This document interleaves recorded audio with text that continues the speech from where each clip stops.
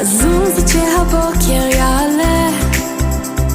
נרקוד מתחת לשמיים, ננסה לשמור את הסיבוב הזה יפה,